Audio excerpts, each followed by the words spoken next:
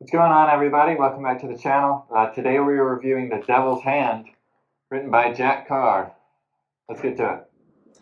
What's going on, guys? Some of you might be wondering why in the world I just came out in a gas mask.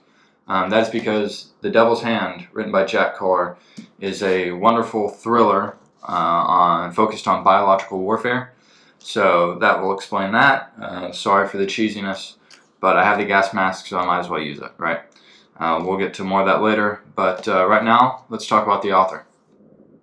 Alright guys, so Jack Carr is a retired U.S. Navy SEAL. He did about 20 years in the Navy, served in Iraq and Afghanistan. He lives in Utah with his family now, and he also has a podcast called Danger Close, where he talks to authors like Brad Thor, multiple podcasts with special operators or former special operators, and just overall outdoor enthusiast. Alright guys, let's talk about the plot. So it's been 20 years since September 11th, 2001, and the enemy is ready to strike again. The attack will not be caused by hijacked airplanes, but rather by a microscopic enemy. After the release of what was once believed to be a top-secret bioweapon, thousands across the U.S. start to die the most gruesome death. It is up to James Reece to not only find the origin of this virus, but stop the president from killing hundreds of thousands more. After observing the United States for over 20 years, the enemy knows our tactics and protocols. It's only a matter of time before they come out on top. Alright guys, so let's get to the review. This is an absolutely incredible book. I think it is my favorite. It's my favorite out of the series. It did top True Believer, just barely though, but still, this fourth book is definitely my favorite out of the series. So like I said, it is a book based on biological warfare.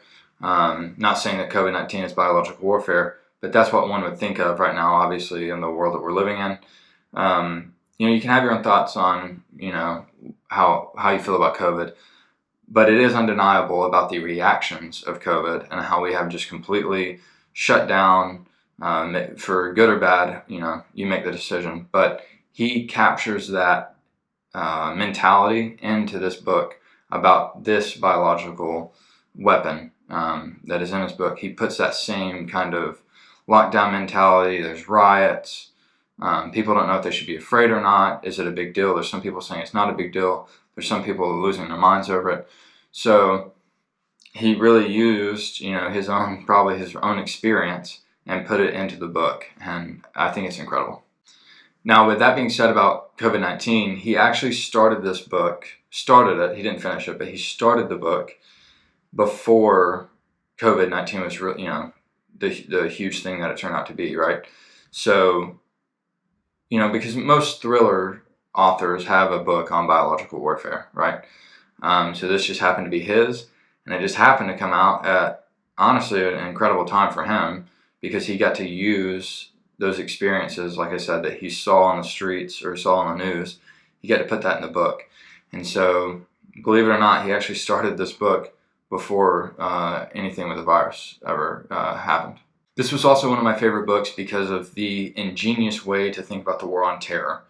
Many people think that it might be over or that it's coming to an end, but what are we basing that off of? We're basing that off of someone in a suit and tie or someone on the television telling us that it's over.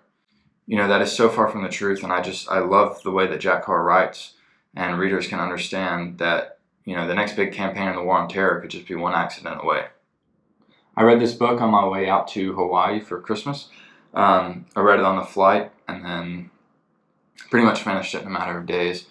The pace is as quick as ever, but surprisingly, the chapters are not short.